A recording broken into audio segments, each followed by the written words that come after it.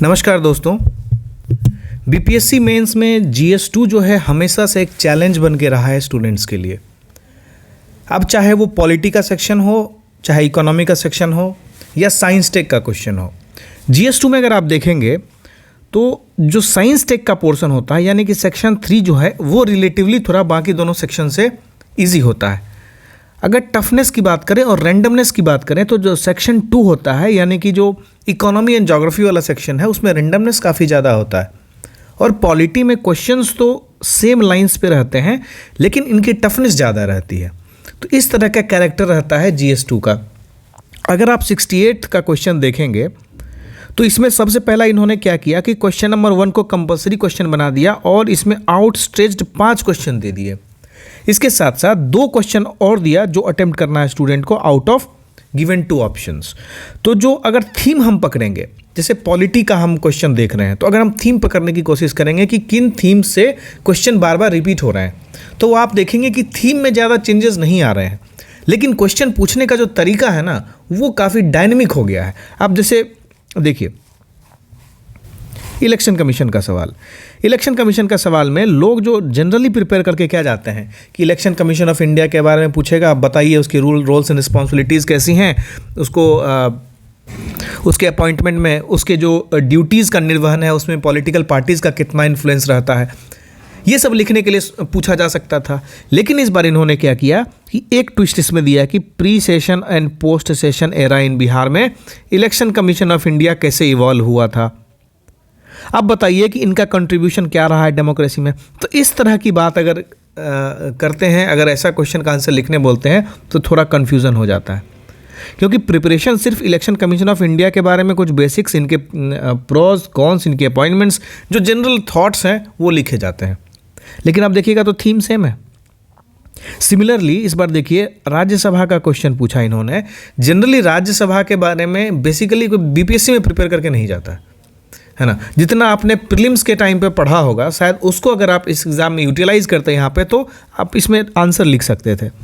उसके बाद आप देखिए कि जो कास्ट और पॉलिटिक्स है ये बहुत इंपॉर्टेंट थीम है पॉलिटी का। इससे एक क्वेश्चन रहता ही है किसी न किसी फॉर्म में। अब इन्होंने एक चीज़ इसमें दे दिया कि डेवलपमेंट और कास्ट के कैरेक्टर किस तरह से एक दूसरे को या दोनों की डिकोटमी कैसी है, इस बात को उन्होंने एक्सप्लेन करने को बोला इसमें।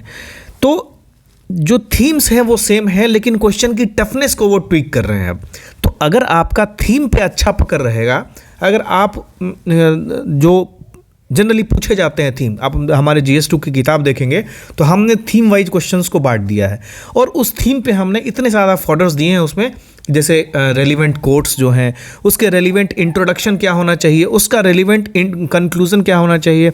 आप एक थीम लेंगे, जैसे कास्ट इन इंडियन पॉलिटिक्स है, आप एक थीम ले लिए, इस थीम के अंदर आपने एक इंट्रो प्रिपेयर कर लिया, आपने इसके करस्पॉन्डिंग कुछ फैक्ट्स प्रिपेयर कर लिए, आपके इसके करस्पॉन्डिंग आपने एक स्टैंडर्ड कंक्लूजन प्रिपेयर कर लिया।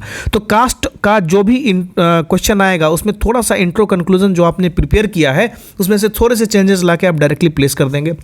और बॉडी में आप वो चीज़ लिखेंगे जो इस क्वेश्चन में पूछ रहा है। 3-4 पार्ट्स में जो क्वेश्चन पूछते हैं वो, तो उस तरह से हर एक पार्ट को अगर आप सही से जवाब देते चले जाएंगे, सही से लिखते चले जाएंगे, तो क्या होगा, आपका बॉडी भी फुलफिल्ड हो जाएगा।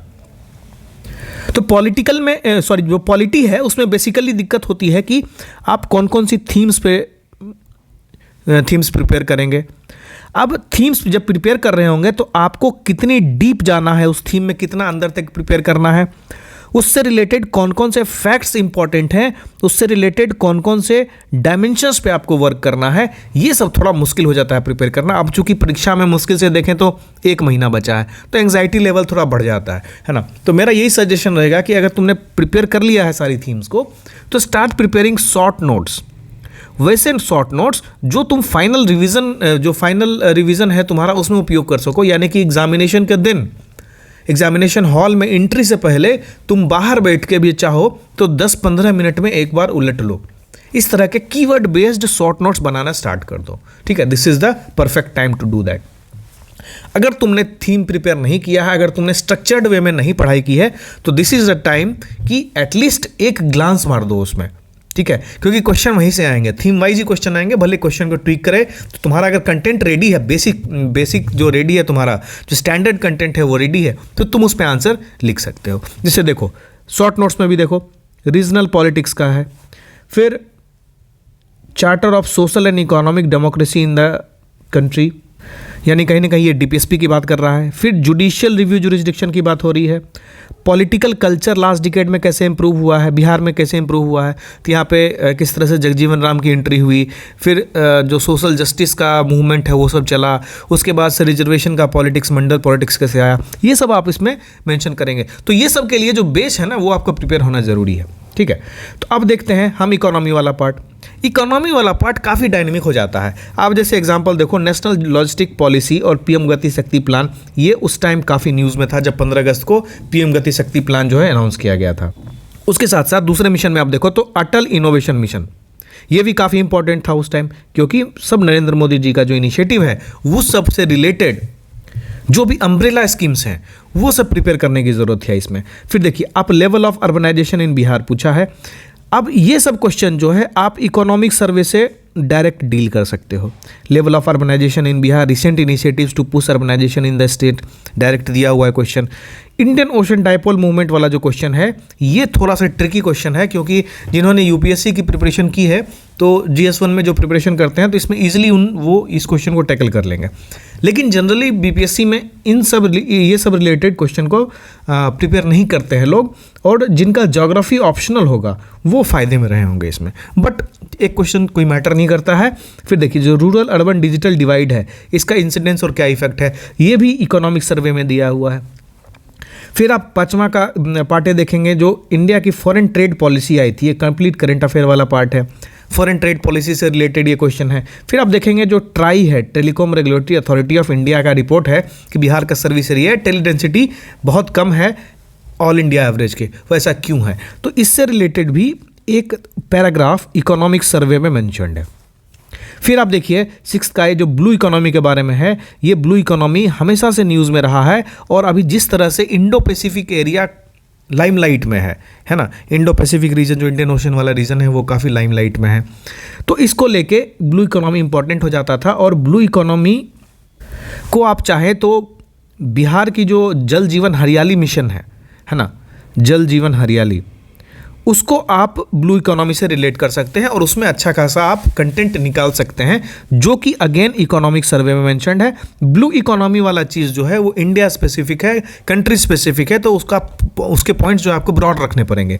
लेकिन नैरोइंग डाउन टू बिहार आप इसमें जल जीवन हरियाली वाली जो कुछ फैक्ट्स हैं इस पर मेंशन करेंगे, फिर कुछ प्रोजेक्ट्स हैं उसको मेंशन करेंगे, और इस तरह से आप इसको आगे बढ़ा सकते हैं। फिर आप देखिए ये question, this question is directly from economic survey, है ना, इकोनॉमिक सर्वे का जो इंडस्ट्रीज वाला चैप्टर है यहाँ से डायरेक्ट क्वेश्चन है, और इसी तरह से उन्होंने डिवाइड भी किया है। उनका जो इंट्रोडक्शन आता है स्टार्टिंग में आप देखेंगे तो forest based industry, agro based industry, mineral based industry, इस टाइप से उन्होंने डिवाइड भी किया है, और डिस्ट्रिक्ट वाइज उन्होंने बताया है कि कहाँ कहाँ पे क्या मिलता है और कैसे कैसे डिस्ट्रीब्यूशन है, कितनी अवेलेबिलिटी है, कितने इंडस्ट्रीज़ थे, जो इंडस्ट्रीज़ अब ख़त्म हो गए या डेवलपमेंट पे हैं। तो पॉलिटी में आपको ये ज़रूरत है कि जो इम्पॉर्टेंट थीम्स हैं उसको आप देखें। इकोनॉमी में ये ज़रूरत है कि जो इकोनॉमिक सर्वे है उसको आप अच्छे से प्रिपेयर करें, क्योंकि वही बेसिस रहता है आपको आपकी परीक्षा में सवाल बनने का। इकोनॉमिक सर्वे के साथ साथ अभी जैसे कुछ करंट के टॉपिक्स जैसे हमने देखा क्वेश्चन नंबर 4 में पूछे गए थे, नेशनल लॉजिस्टिक पॉलिसी पूछा उन्होंने, अटल इनोवेशन मिशन पूछा उन्होंने, है ना, रूरल अर्बन डिजिटल डिवाइड पूछा। तो ये सब थोड़े मिसलेनियस क्वेश्चंस हो जाते हैं जो कि आप करंट अफेयर्स के साथ पढ़ सकते हैं। तो इसके लिए ये है कि आप अपने से अच्छे से नोट्स प्रिपेयर कर लीजिए। अगर आप प्रिपेयर कर पा रहे हैं अच्छा नोट्स, अगर आप लिख पा रहे हैं अच्छा नोट्स, अगर आप कॉपी में प्रोड्यूस कर पा रहे हैं, टेस्ट सीरीज में अगर आपको ठीक ठाक नंबर आ जा रहे हैं, तो please go on revising the things. अगर आप अभी तक वो चीज़ नहीं कर पाए हैं तो आप लोगों में से बहुत का रिक्वेस्ट आ रहा था कि सर कंप्लीट कोर्स मुझे नहीं चाहिए मेंस की, हमको एक आप सेगमेंटल अप्रोच दे दीजिए कि हमको बस एक पॉलिटी और इकोनॉमिक सेगमेंट पढ़ा दीजिए। तो ठीक है, हम अभी क्या कर रहे हैं कि हम अपना पॉलिटी और इकोनॉमी का एक अलग सेगमेंट लाए हैं। इसमें हम आपको पॉलिटी का जो थीम वाइज लेक्चर्स हैं, टोटल 18 टॉपिक्स पे हमने बात की है इसमें, है ना। इसके जो लेक्चर्स होंगे मोर देन 30+ आवर्स के लेक्चर्स होंगे। और सिमिलरली इकोनॉमी में अभी हमारे 3 लेक्चर आ चुके हैं और बाकी लेक्चर सब्सिक्वेंटली 1 वीक और 1.5 वीक में ये इकोनॉमी भी कंप्लीट हो जाएगा। इसकी बेसिस जो है इकोनॉमिक सर्वे रहेगी। इसके साथ साथ जो भी नेशन वाइड जो भी पॉलिसी इनिशिएटिव्स हैं, इसके साथ साथ जो स्कीम्स हैं वो हम इकोनॉमी में कवर करेंगे। जो भी रेलिवेंट करंट अफेयर वाली चीज़ें होंगी वो भी हम इसमें इंक्लूड करेंगे, ठीक है। जैसे वीमेन रिजर्वेशन बिल आया, क्रिमिनल जस्टिस सिस्टम में जो रिफॉर्म आया, वो सब हम कोशिश करेंगे आपको इस पॉलिटी सेक्शन में इंक्लूड कर दें। इकोनॉमी में जो भी इंपॉर्टेंट करंट अफेयर्स होंगे, रेलिवेंट करंट अफेयर्स होंगे, वो हम इंक्लूड करने की इसमें कोशिश करेंगे। कंप्लीट लेक्चर्स जो होंगे वो मोर देन 50 घंटे इससे ज़्यादा की लेक्चर होगी आपकी। और हम ये कोशिश करेंगे कि आपको पॉलिटी और इकोनॉमी में दक्षता आ जाए। ये जो सेगमेंट है, this segment is the part of our Daksh batch. तो दक्ष बैच में हम लोग GS1 और GS2 को कंप्लीट करवा रहे हैं, लेकिन इस सेगमेंट में सिर्फ आपको हम GS2 का सेक्शन 1 और 2 करवाएंगे। तो इसका कॉस्ट कितना होगा? इसका कॉस्ट होगा 1499, ठीक है। ये सारे वीडियोस हमारे पोर्टल पे अवेलेबल रहेंगे, आप उनको अनलिमिटेड टाइम देख सकते हैं। जब तक मेंस रहेगा तब तक ये वीडियो की अवेलेबिलिटी रहेगी आपके पास। इसके साथ हम लोग PDF भी देते हैं, हिंदी और इंग्लिश दोनों में देते हैं। हम लोग पढ़ाते हिंदी में हैं, जो कंटेंट लिखा जाता है वो इंग्लिश में लिखा जाता है। इसके साथ साथ हम लोग रेगुलर जूम सेशंस भी करते हैं। अभी जैसे भी हम लोग नेक्स्ट जूम सेशन करेंगे, अगर आप ज्वाइन करते हैं कोर्स को, तो आपको भी उसमें इंक्लूड कर लेंगे और हम एक कॉम्प्रिहेंसिव वे में चीज़ों को डिस्कस कर लेंगे। अगर आपको कोई डाउट हुआ तो आप डायरेक्ट जो कोर्स इंचार्ज हैं उनको बोलेंगे, या फिर अगर फैकल्टी का टेलीग्राम ID है आपके पास तो आप उनको मैसेज कर सकते हैं, आपको रिप्लाई आ जाएगा। अगर इसके कोर्स से रिलेटेड अगर आपको कोर्स लेना है या कोई डाउट है तो आप इस नंबर पे या इस नंबर पे व्हाट्सएप, टेलीग्राम या फिर कॉल कर सकते हैं। You will get all the information. मेरा सलाह बस यही रहेगा कि ये मौका मत छोड़ो। Mains is one time opportunity, एक बार आएगा, फिर अगला कब मिलेगा तुमको पता नहीं है ना। तो जस्ट यूटिलाइज दैट, और इस तरह से यूटिलाइज करो कि बेस्ट पॉसिबल वे में यूटिलाइज करो, है ना। कहीं भी एक चीज़ भी उसमें खुला मत छोड़ो जो छूटने के चांसेस रहें। अगर कहीं टॉपिक छूट रहा है तो टॉपिक रिवाइज करो, आंसर लिखने की ज़रूरत है आंसर लिखो, इवैल्यूएट कराने की ज़रूरत है इवैल्यूएट करो, है ना। यही टाइम है जब आप सही से चीज़ों को प्लान कर सकते हैं। अब अगले 15 तारीख के बाद आप बिल्कुल ना कुछ पढ़ पाएंगे, ना कुछ आपको समझ आएगा नई चीज़ें, ठीक है। तो दिस इज़ द टाइम, अगर आपने अभी तक नहीं किया है पॉलिटी को थीम वाइज और इकोनॉमिक सर्वे से, तो please do that right now, ठीक है। मिलते हैं अगले वीडियो में, धन्यवाद।